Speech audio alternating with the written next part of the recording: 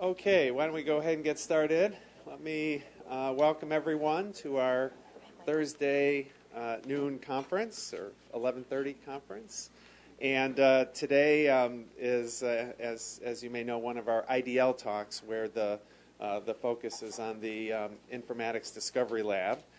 And it actually gives me great pleasure to introduce an old friend of mine who we've probably known each other about 15 years or so, and we've kind of intersected in various ways in the information retrieval world, and then Javed started getting into informatics, so our paths have crossed in many ways. Javed Mostafa is professor and director of the Carolina Health Informatics program at the University of North Carolina, Chapel Hill. I'll avoid making any comments about academic issues in North Carolina. He's also director of the Laboratory of Applied Informatics Research, deputy director of the Biomedical Informatics Core of the Translational and Clinical Sciences Institute, their CTSA program. He's also co-founder and chief scientific officer of Kiona Health in Chapel Hill. Also has appointments at Duke. Prior to being at UNC, he was at Indiana University, where I think we visited when he was there as well.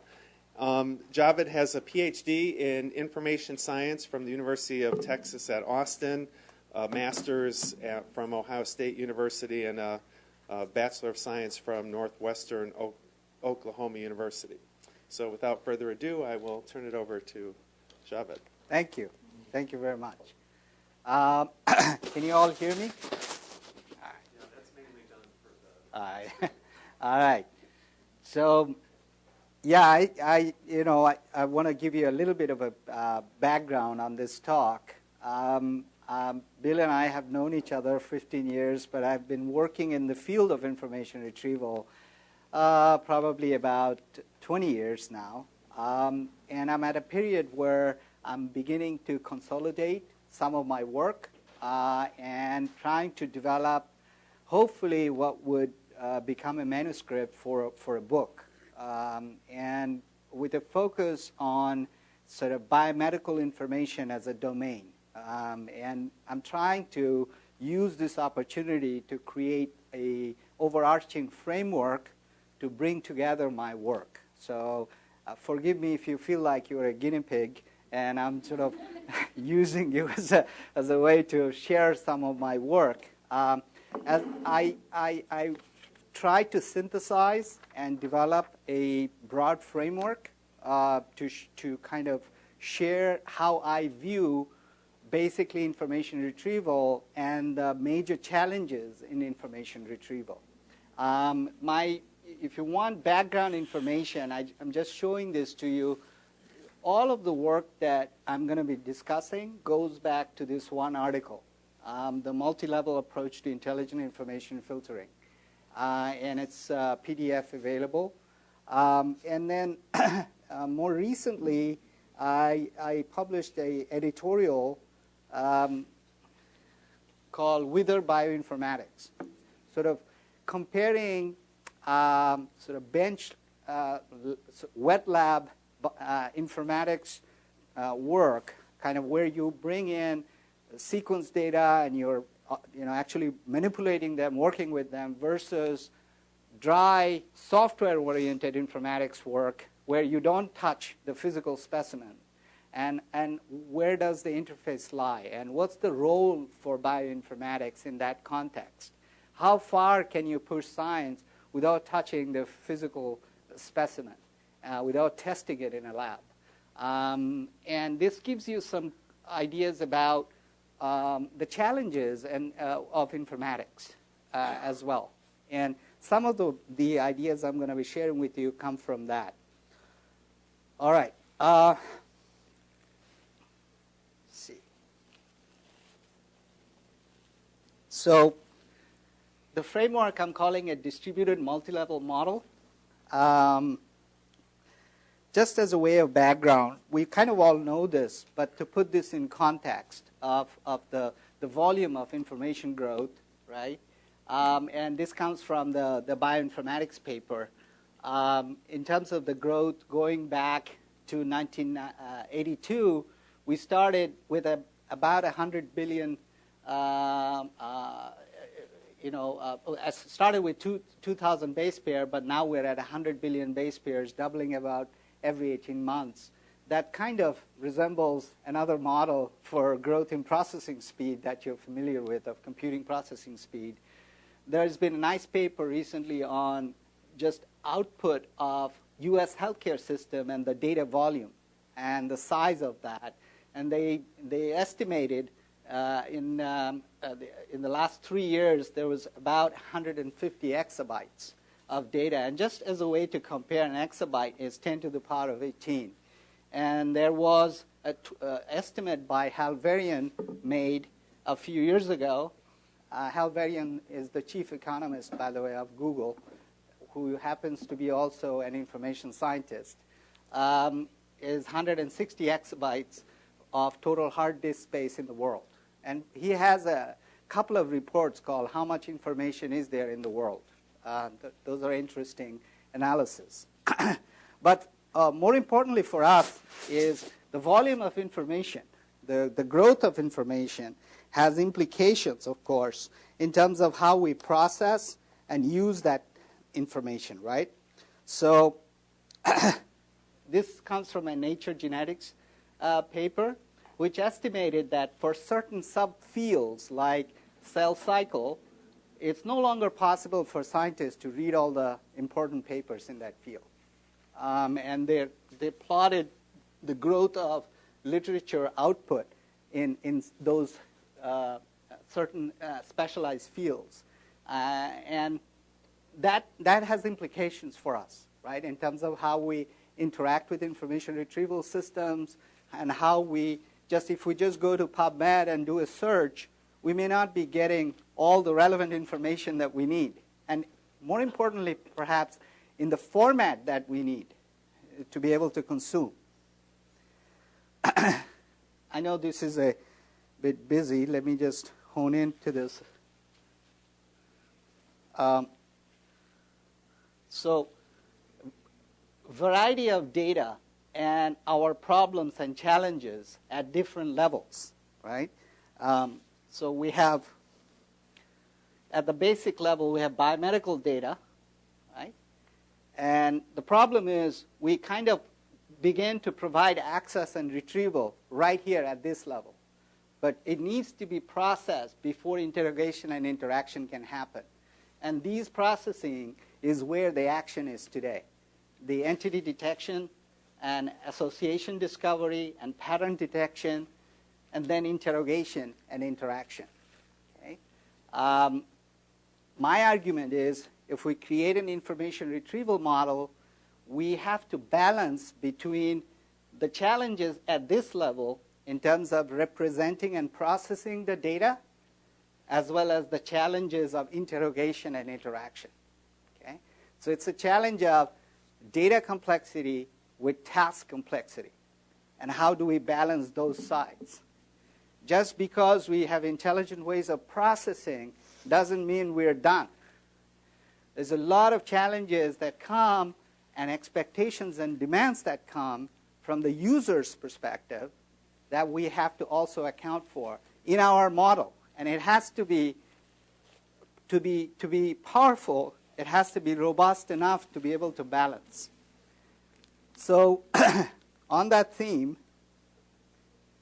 this is the classic information retrieval model. Okay? You have data that we aggregate, we organize, we label, put some metadata on top, and we have users querying and interacting that data. Okay? This is a classic information retrieval system. At least this view of PubMed is. Right? They give you a search box. You're supposed to put in some keywords, and you get some retrieval. This is a little bit more advanced and challenging information retrieval. This comes from a project that we are working on, and these are data from a publicly available medical records called ADNI. I don't know how many of you have seen ADNI data, but Alzheimer's Disease Neuroimaging Initiative. It's a really cool project because they're making high-quality medical image data available, publicly available for research. Okay? But we need ways to manipulate, access, interact with that data. So this is where the task and user requirements come in as well, right?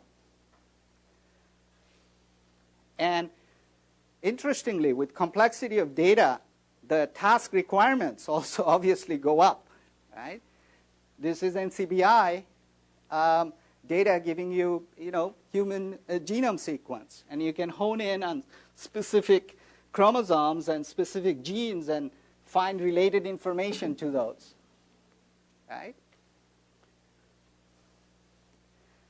This is another view of information. We tend to think of information being in one place, but we all know information comes from different places, and they have to be integrated. Information, to create information systems and retrieval systems, we have to assume proper models and architectures have to take into account that information is always going to be distributed. You won't be able to silo everything. We don't want to silo everything, right? So queries, these are, let's say, collections of information. Queries can start in one place, but information needs to be aggregated and brought to a single place, right? In fact, NCBI tries to do that. This is an NCBI interface that integrates information from multiple places and gives you access through one interface. Okay? What happens in the background, we don't care probably, we don't really know, but that process of distributed silos of information being integrated is taking place. Sometimes we're not querying purposefully, we're not directly involved in the query, but the system is querying for us. This is a snapshot from Google News, which is, if you read the fine prints, if we can look.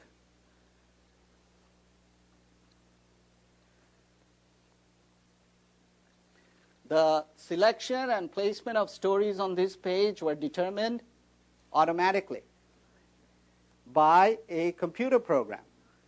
This whole thing was produced totally automatically. So the software that is creating this presentation for you is an intelligent software. Some people, there are different names for these types of software. I call them agents. Okay? So agents aggregate information from multiple places based on some behavior or profile of your information need, creates a nice presentation. And you can always go in and modify your profile, but the system does the heavy lifting, if you will, of aggregating information. Okay? This is an operational running system. Imagine having a system like this in healthcare.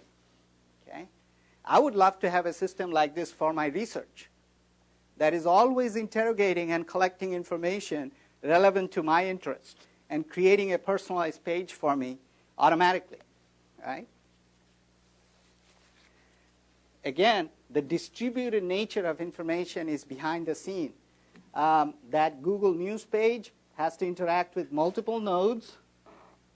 And if you look inside a node has to do information representation and classification for it to prepare the information so that information can be aggregated intelligently. Okay? So if we take into those sort of requirements, if you will, okay, and keep that in the background, where are we going? So we know the fancy terms that we use today, big data.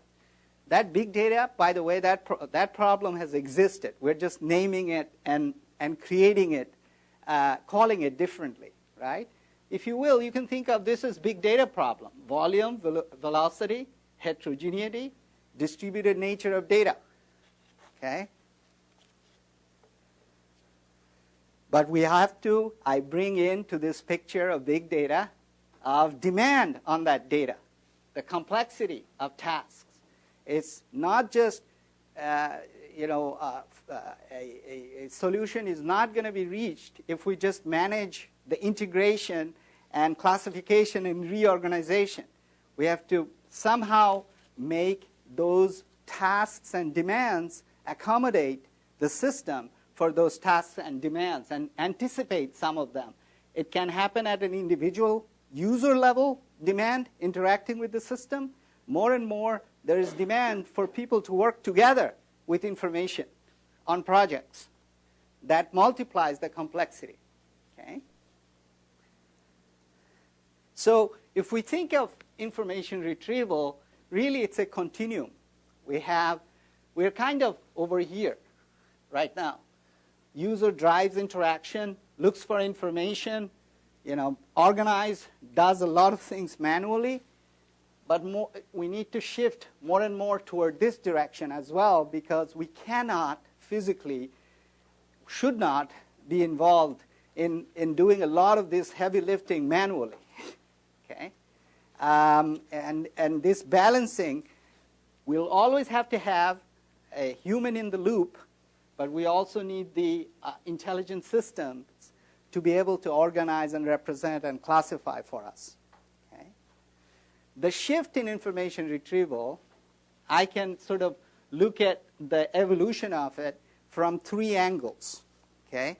You have IR, classic IR, with HCI, human-computer interaction, and AI, artificial intelligence, which really contains, in my view, machine learning and all these sort of fancy things we do in a sort of automated classification representation. If we take a look at each of them kind of at a time, the intersection, we can look for examples. So AI and IR, a lot of work in machine learning in information representation. Okay? AI and HCI, user modeling, customization, personalization. Okay? HCI-IR, interface design, human-computer interaction. I was telling Aaron, it's kind of pleasant to see human-computer interaction being recognized as increasingly a very important area in biomedical informatics and health informatics. And University of Michigan is recruiting, so they put their prioritization of the areas they're interested in. The top area they're interested in is human-computer interaction. Another example I'll give, I don't know if you guys noticed, the AMIA proceedings had a page on the doctoral consortium presentations this year. And I looked at the background of the doctoral students, of all of those that were invited to do a doctoral research presentation. 100% were from outside biomedical and health informatics, conventional, classical biomedical health informatics programs.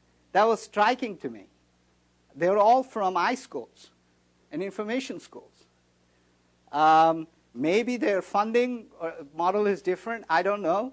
But the influence of information science and HCI in this field, I welcome it, but I think it needs to be accommodated and balanced in an interesting and deliberate and reflective way.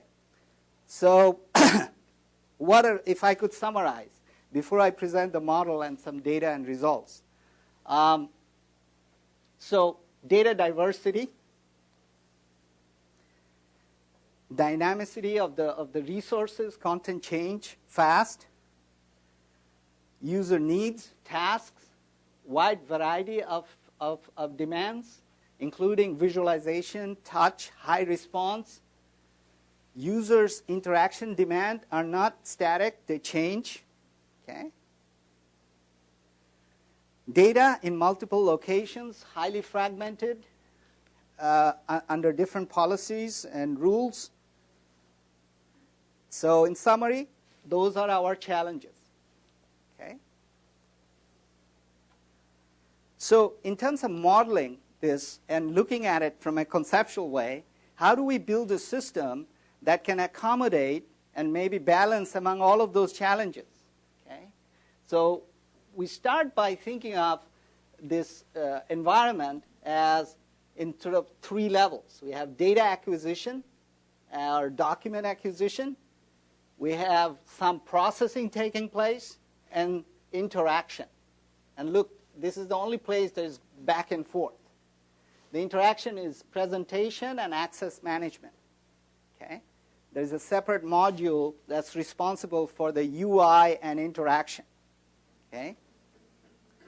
And if we think of it as a distributed model, you have each of these boxes interact in every node, in every collection, interacting with each other. Okay?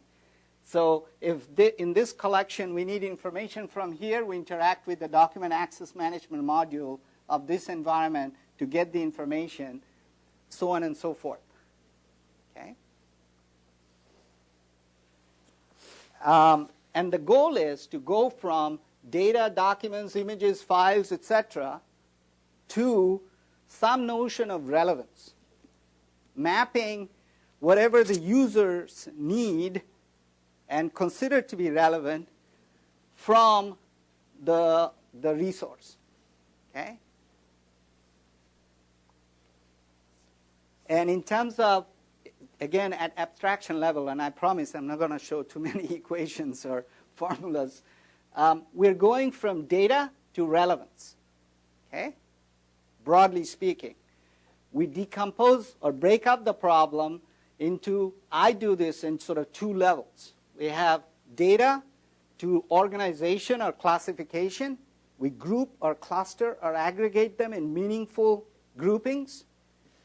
And then reason about or identify relevance based on those groups, not directly on the data.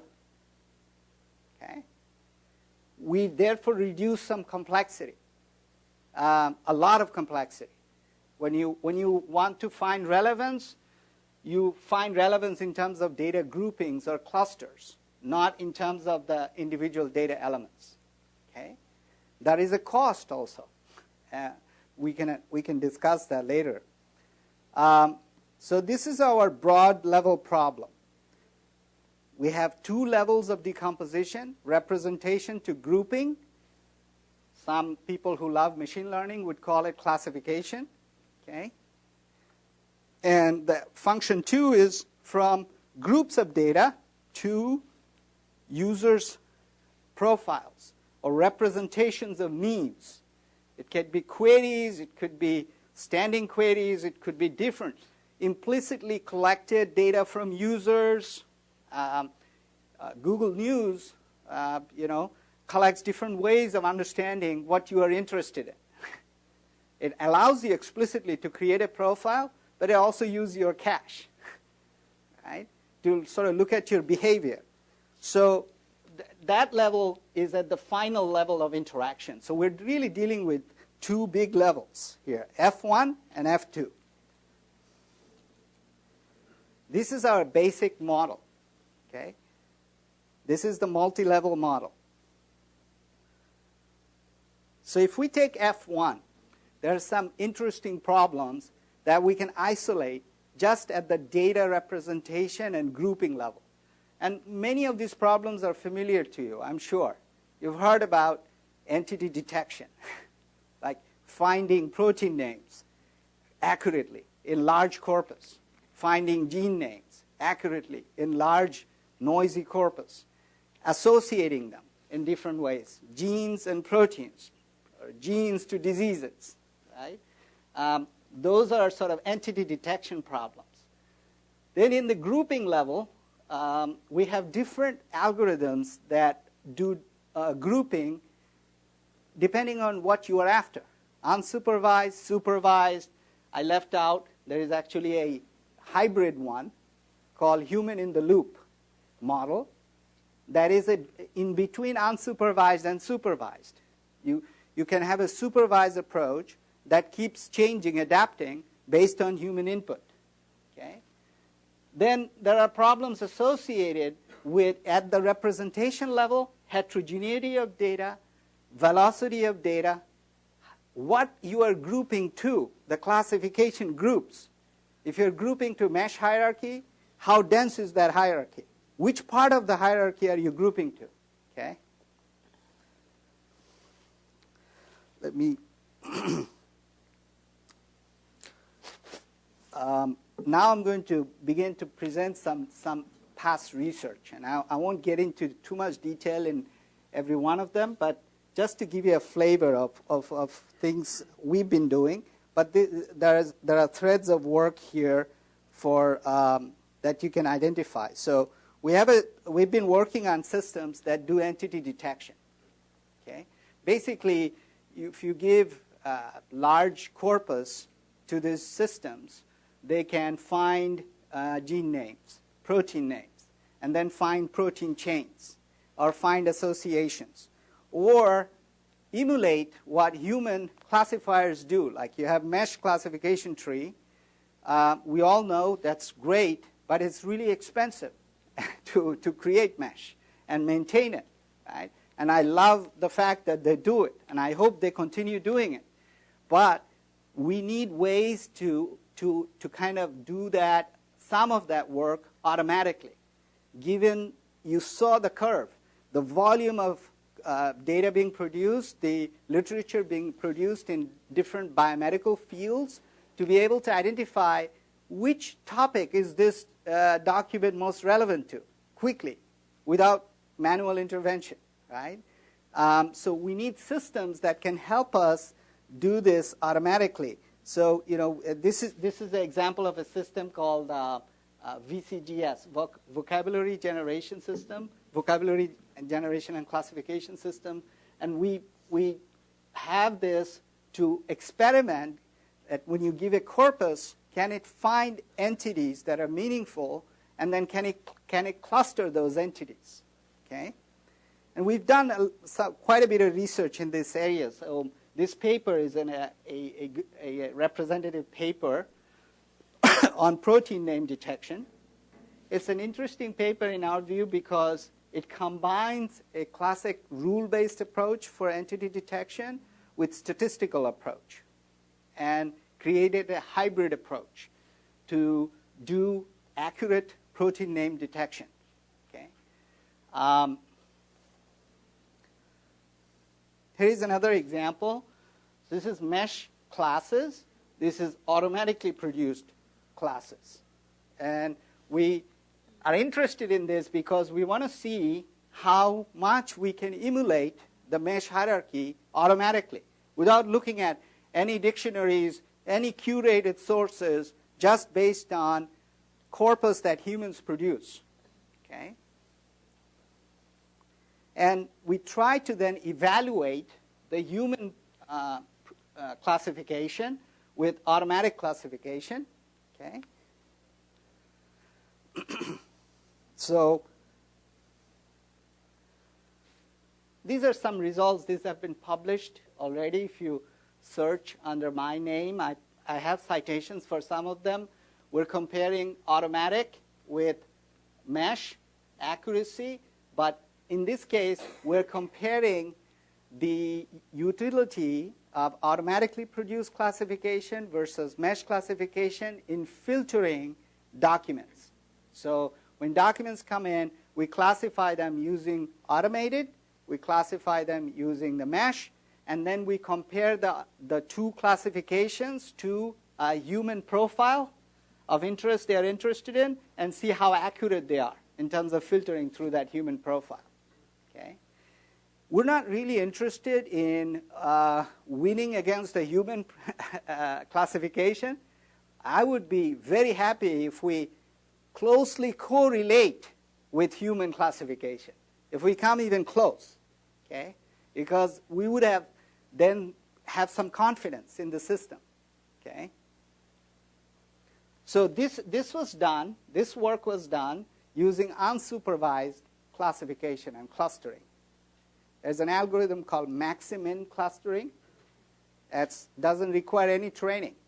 Okay? Basically, it does it on its own. It generates the classes, you use the classes, and then you classify. Okay?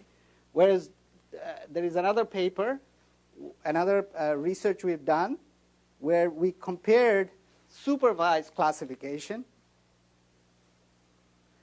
So this is the result from neural net classification. Okay. With baseline human classification and neural net classification, we compared results of accuracy and then filtering recall precision. Okay.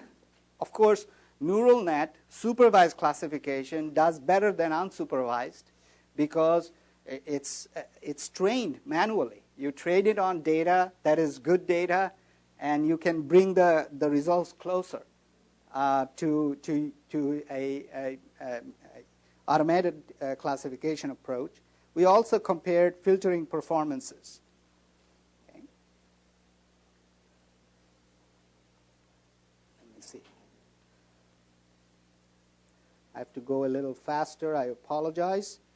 But just to give you a flavor of the types of work involved at the representation classification level, these days you hear about data streams, volume of data, and how quickly you can process them. So we've done some work on data streams. So the idea was to subject a information retrieval system to different stream sizes, different sets of data. And we've experimented with 10, 20, 40, but this can be scaled, of course. And we also experimented with classification granularity, number of classes you are classifying to.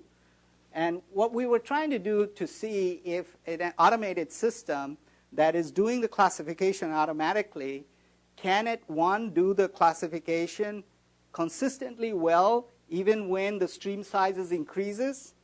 Can it do well even when the classification complexity increases, the span size of classification hierarchy increases?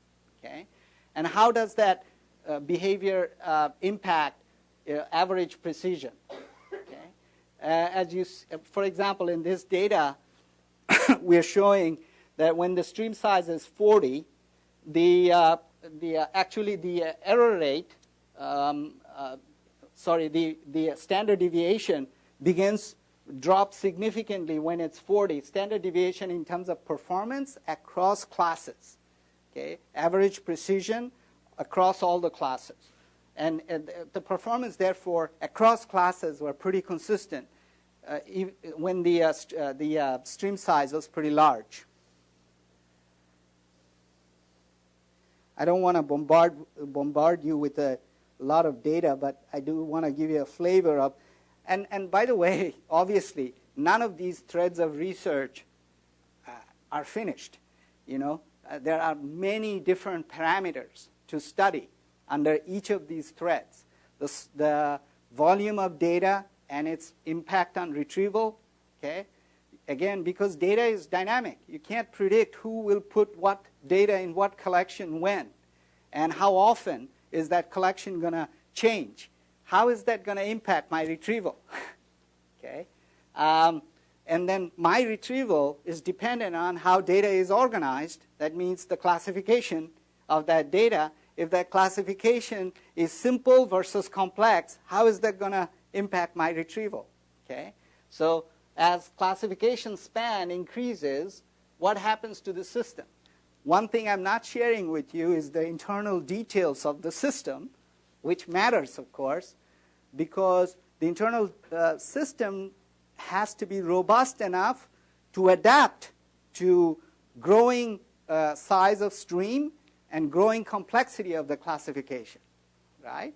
What we tried to actually, these papers got published not because of the novelty of the problem per se, but because of the novelty of the system to adapt to changes, such dynamicity, okay?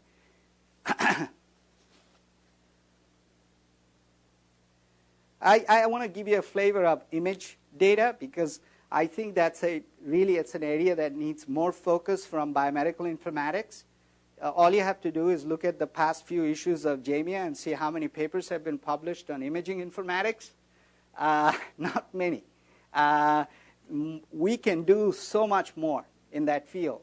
And now that we have data sets, to be able to really, good data sets, to be able to study problems, we should be able to do more interesting work with image data. So this is a series of slides on our project called Viewfinder Medicine, VFM. And what we're trying to do is basically, if you have MR or CT scans, and you know the process that they go through for annotation before a clinician can look at them, there's a whole workflow involved, right? It's a bit controversial because the clinicians want a very careful analysis and annotation by experts before they review these images, right? But that process is very time-consuming and expensive, okay? We're not suggesting that we're going to eliminate that process, but what if someone walks in and does a CT scan or does an MR, and the physician wants to quickly go in and browse those scans and be able to interrogate those scans while they're being annotated, maybe, right? And one of the projects what we're interested in is to create such a browser, okay, with very minimal annotation, okay? And the idea is if I select a case or a patient, and this interface, the guiding principle for it, it's called fisheye display. That is, if you put something in the center, that's your query. That's the center of attention. Everything else gets retrieved based on the characteristics of this image or this case. So I have an unknown case of someone's CT or MR. They may or may not have Alzheimer's, okay? What I want to do is quickly find if there are other patients in a cohort, potentially, that are similar to this patient, that have been fully annotated, that have been analyzed already, okay? So that I can begin to grasp and get an idea of this case while I wait for the full annotation to be done, okay? That's the purpose of this project. Let's see. I have some, by the way, I'm happy to share the details of the algorithm and how we're doing this. We published this already. So this is the representation algorithm. Okay? We're doing very basic things like from a stack of scans, we select the central scans that we think are the most important to do the representation on because we don't want to do it on all the scans. Then we do some cropping, we do segmentation, gray, fluid, white matter segmentation. We re-represent the data using a matrix representation, and we apply some compression on it, reduce and summarize that image into a single matrix. And the interesting work, I think in my view, is combining the visual features with the textual features using a multinomial regression model. We actually create a single representation for visual and textual representation.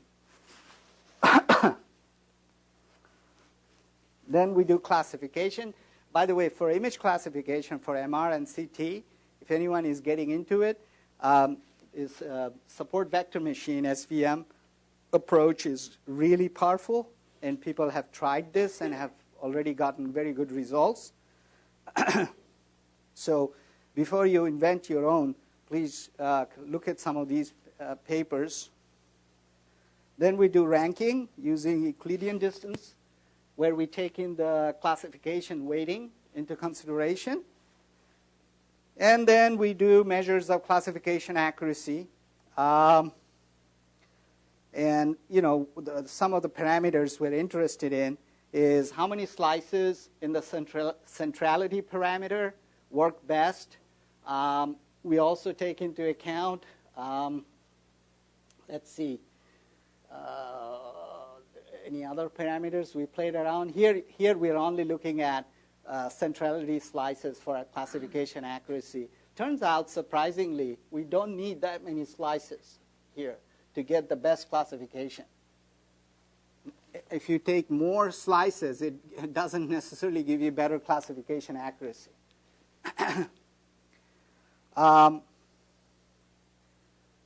Then we look at ranking. Based on a query, we compare the query with the classified images. And we do ranking at different precision level. If we take a look at the top 50, top 40, top 30, top 20, top 10, obviously precision increases as you lower the number precision cutoff level, right? And remember, in this first display, we don't need that many images to stack around that central image. So precision at 10, if it's pretty high, that's pretty good result. Okay. By the way, MR or CT classification for Alzheimer's is almost at near 90% accuracy level already using SVM. So if you get 91 or 92, you're still fine. You can publish that. The fun stuff, I guess, is beyond classification. That is at the level of UI development and user interfaces. Okay? And we're doing quite a bit of work there. And my approach is I'm driven by not just the user complexity and task complexity. I want to understand also how the information is represented and how behind the interface, the challenge of driving interaction and driving dynamic interaction change the organization and architecture of the system itself. So these papers really introduce this modeling approach for user profiles. So we don't just get a static profile and say that's it. The profile is adapted dynamically based on users' interaction with the system. And the dynamic adaptation is done probabilistically over categories of data. So we get data or documents, categorize them, learn the model, the user model, and then use this to prioritize and present information. This is based on a machine learning approach called reinforcement learning. Okay. By the way, I'm really, I know that there's a lot more exciting work that can be done with not just machine learning, but with this term that I used a few times, machine learning with human in the loop. And this is going to be, it's already big, it'll become even more interesting and challenging, and will create many more, I think, interesting systems, where the machine has a task of automating, predicting what's relevant to you, but as you interact, as you even enter the environment, it already knows something about you. And it can take that into account to rank and customize the information. Okay?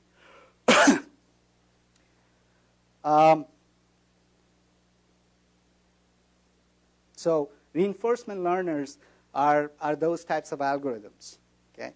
The types of projects I did in this space is simulating different types of contacts, different types of user behavior. Can you guess, why did I simulate? Why didn't I engage people to do these types of studies? Like, people change their mind, right? Or their interests change over time in different patterns. Why did I have to use simulation? Because you can't force that. You can't have people in your lab and say, use my system, and then, at some point, just change your mind. Or, just be fickle today. Don't be too consistent. So that's, and I'm pressing this button because we want the audience to be able to hear. But I'm glad I was wondering when you were gonna bring the user into this situation.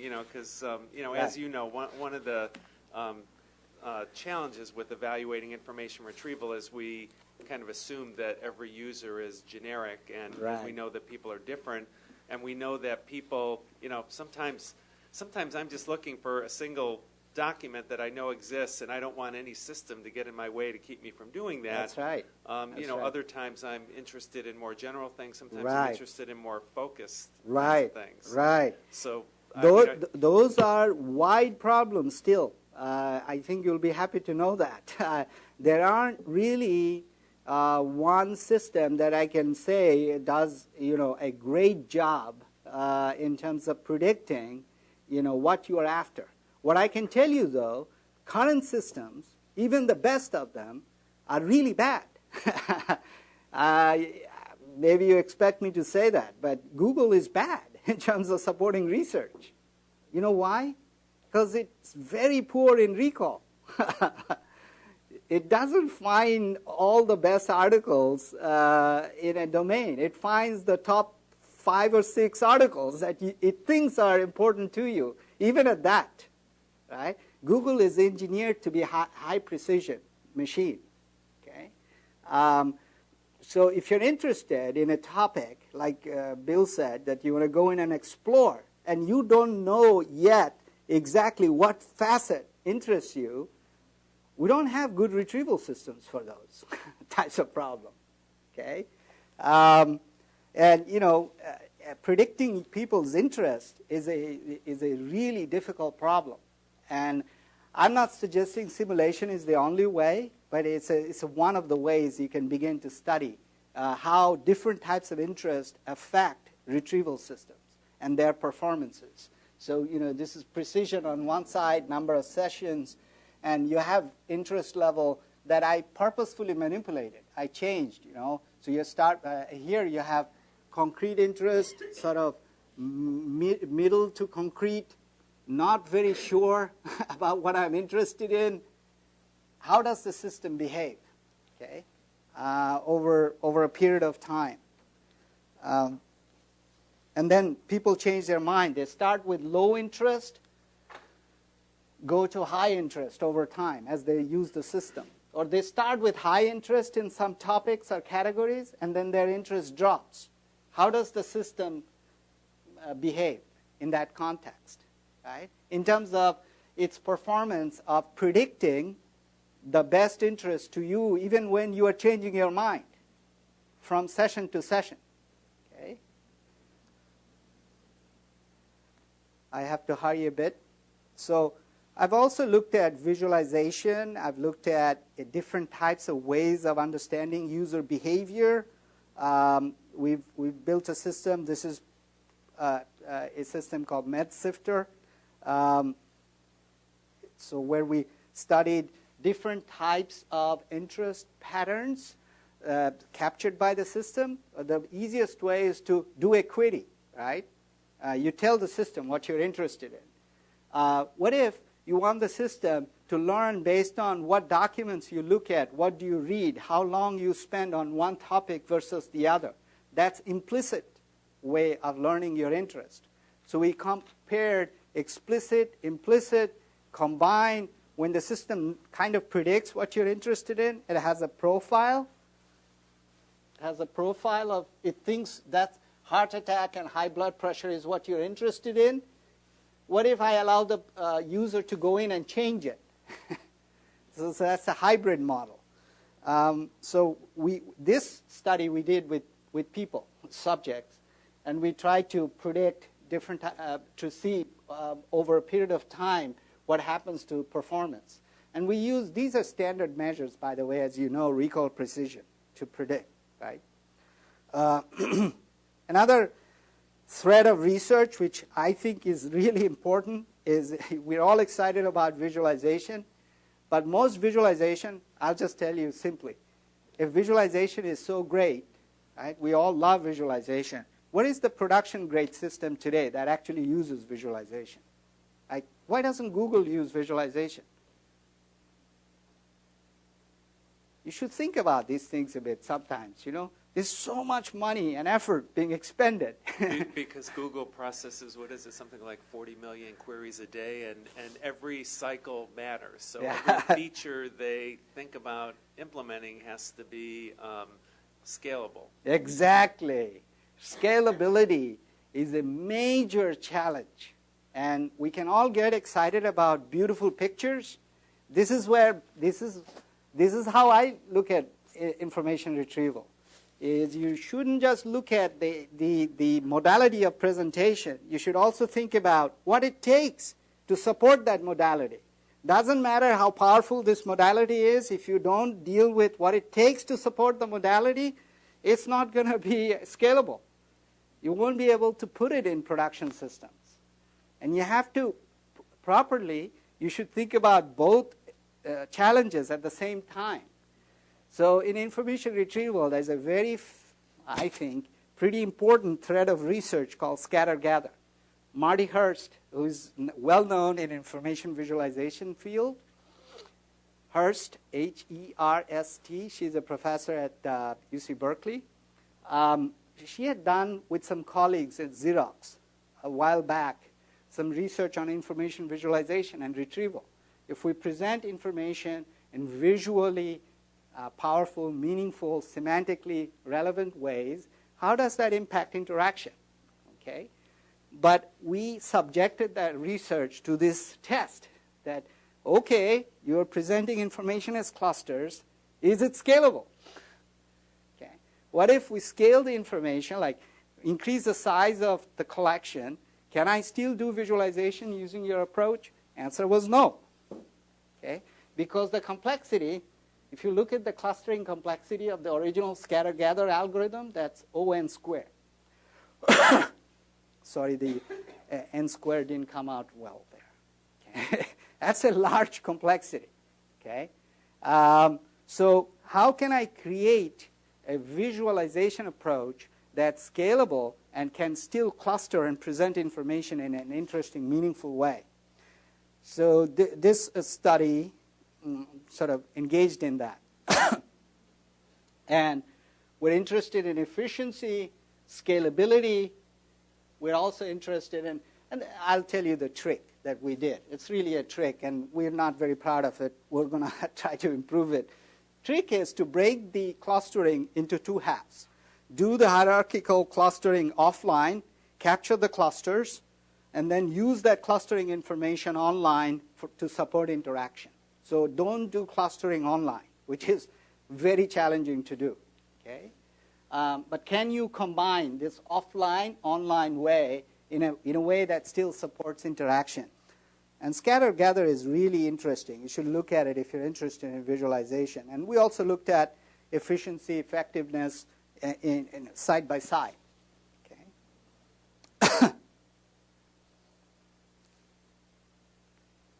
Finally, the one last thing I will do. This is more of our recent work on distributed information retrieval. Okay? The challenge here is we know information is distributed. So if I start a query here and the information is over here, how fast can I find it? And what's the effectiveness and efficiency of that search? Okay? So broadly speaking, from an intuitive perspective, what we did is we applied something called network-level clustering, or sometimes called semantic overlay. And this borrows from some work by Kleinberg, particularly. So the idea is to cluster at collection level and create links among the collections that have some common information. So if I start a query in one collection, it's not there. I want to find the next node. I want to find a node that has some similarity to this node. So I need to build semantic overlay or collection level, network level ties or links. Okay?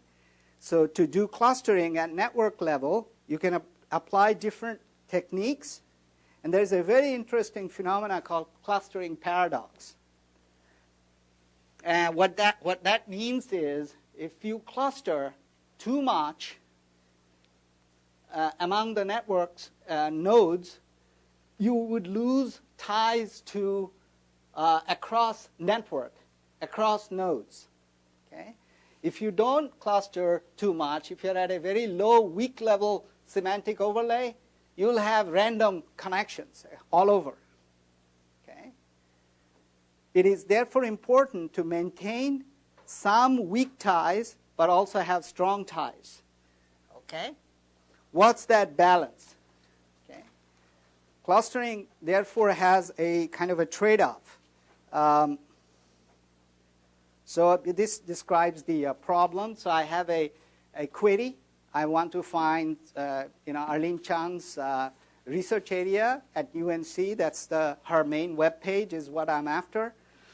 And I start a query at a network node. The system has to now interrogate other nodes to find Arlene's website. Okay? Totally in a distributed way. There is no centralized index to consult. Okay? Basically, I start from a node, and I look at semantically closed nodes, which I have clustered before. Right? And I ask the neighbors, do you have the page? No. Who is your semantically closed node?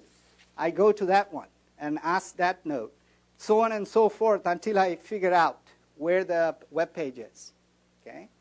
This is, by the way, actually supported by a data set from CMU called ClueWeb that has 50 million web pages. Okay? Supports 3 million websites. You can simulate a very large network using that data set. Okay? So if I want to find a SILS faculty member's page, start it using the system, it has to end up here. Okay? So we did some studies, especially on the clustering exponent, that is the semantic overlay, how closely clustered they are, how weakly clustered they are. And just to summarize, and we looked at these standard metrics, precision, F measures, number of hops, okay, search time. And we looked at different types of algorithms, just based on similarity, just doing a random walk, just doing a degree search, like search all the connections, or combine similarity with the connections.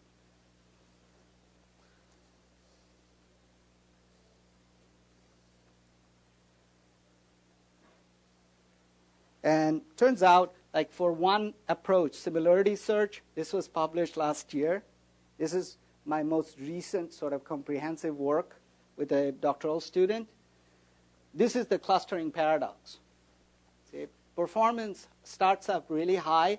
As you increase the clustering exponent, you're clustering more and more closely.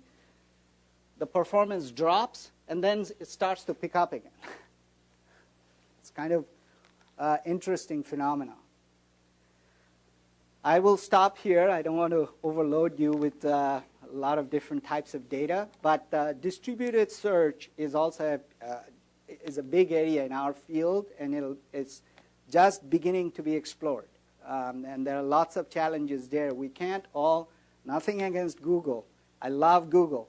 But we can't obviously all rely on central indexes to serve our information retrieval needs. Okay? Thank you very much.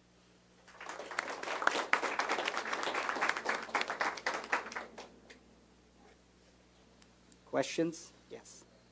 So as far as visualization combined with search, do you think the main problem is scalability, as you said, or is the problem, at least from Google's point of view, that they haven't figured out a visualization that actually adds value to their vast amount of generic users?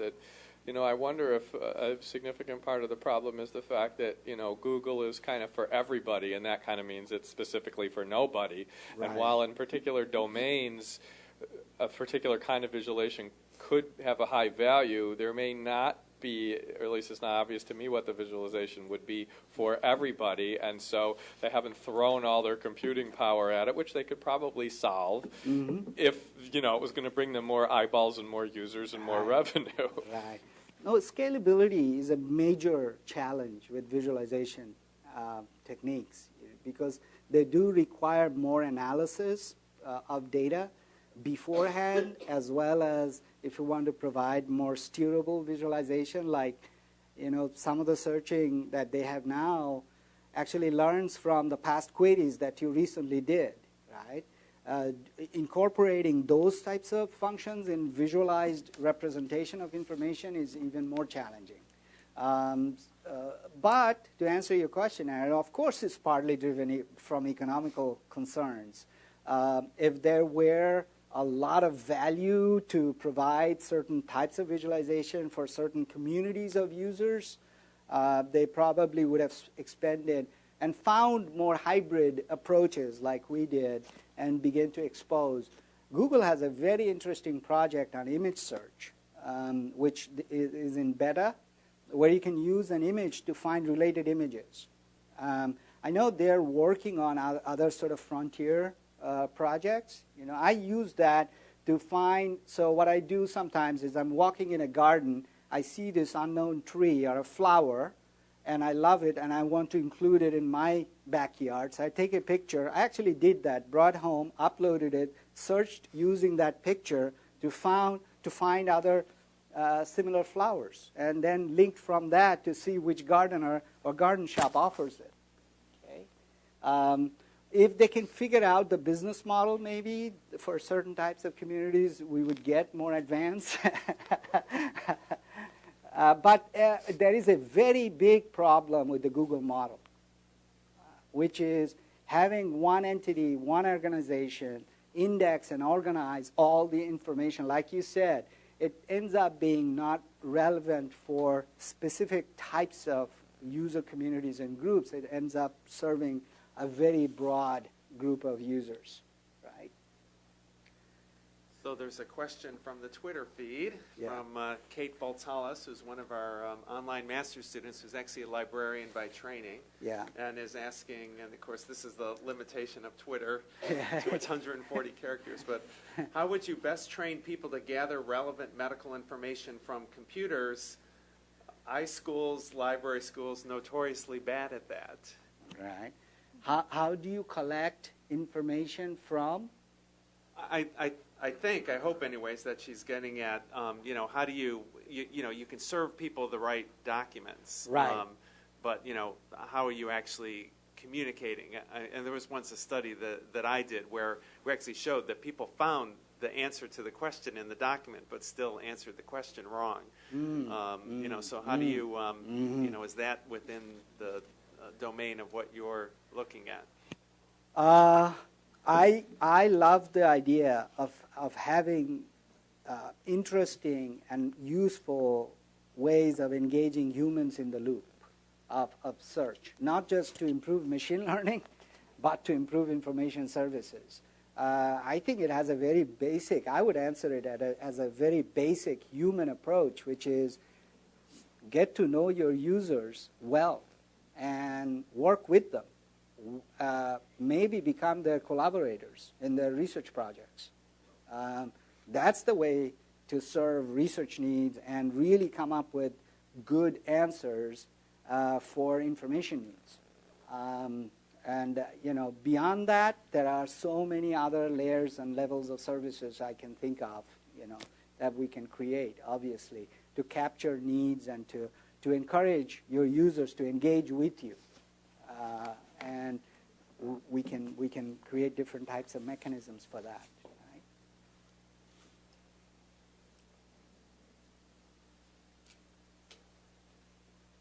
Okay, well, we're actually a little past the hour, so thank you for presenting this. I hope our feedback is helpful.